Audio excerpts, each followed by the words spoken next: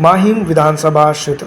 दोस्तों मैं आपको बता दूं कि ये वही क्षेत्र है जहां पर पिछली दफ़ा विधानसभा चुनाव के दौरान काफ़ी जो है तो नई और पुरानी जो है तो हमने रणनीतियाँ देखी थी।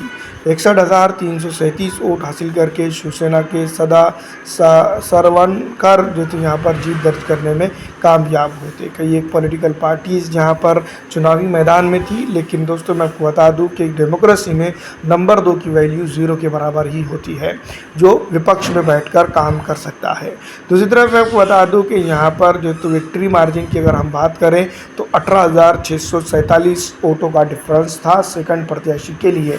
दोस्तों इस बार जो तो मुहिम के अंदर क्या कुछ नया रहेगा और क्या कुछ पुराना रहेगा, इसके ऊपर बात करते हैं। पिछली विधानसभा चुनाव के दौरान शिवसेना और भारतीय जनता पार्टी का एक बेहतरीन जो तो गठबंधन था और उसी गठबंधन के चलते यहाँ पर जो तो शिवसेना 61,337 वोट पर पहुँचने में कामयाब हुई थी। लगभग जो तो 49.45% जो है तो उस वक्त के वोटिंग का ये काउंट किया जाता है। दूसरी तरफ मैं आपको बता दूं कि अब की बार दोस्तों यहाँ पर शिवसेना के अंदर दो फाड़ हो चुकी है। एक उद्धव ठाकरे गठ हो चुका है और एक है एकनाथ शिंदे का, जो मौजूदा तौर पर जो तो पूरे महाराष्ट्र की सत्ता संभाले हुए है। वो किस तरह से क्या है उसके ऊपर ना बढ़ते हुए जनता क्या करेंगी, इन 2.5 सालों का हिसाब लेंगी या फिर जो है तो उद्धव ठाकरे के जो है तो मुख्यमंत्री के कार्यकाल के दौरान जो काम हुए थे उसका जो तो हिसाब लेंगी।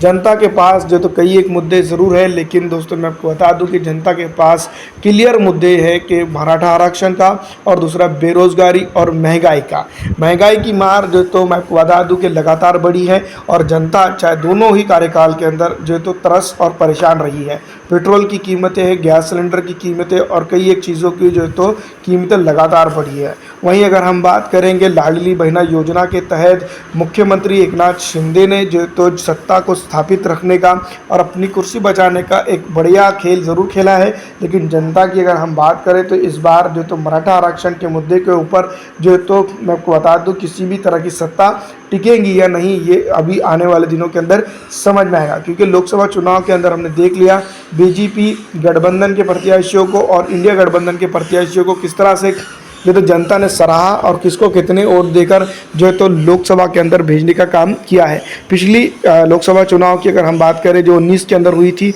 तो कांग्रेस और उनके गठबंधन की प्रत्याशी यहाँ पर नाम मात्र चुनकर आए थे। और दूसरी तरफ अगर हम बात करें फिलहाल तो जहाँ पर जो तो काफ़ी बम्पर वोटिंग जनता ने दी है। इसी से ये बात समझ सकते हैं या फिर इसको देखकर ये भी अनुमान लगाया जा सकता है कि इस बार विधानसभा चुनाव के अंदर काफ़ी कुछ चीज़ें रहेंगी जो मैं आपको बता दूं कि मुद्दों के साथ चुनावी मैदान में उतरेगा, वही इस बार जीत दर्ज करने में कामयाब होगा।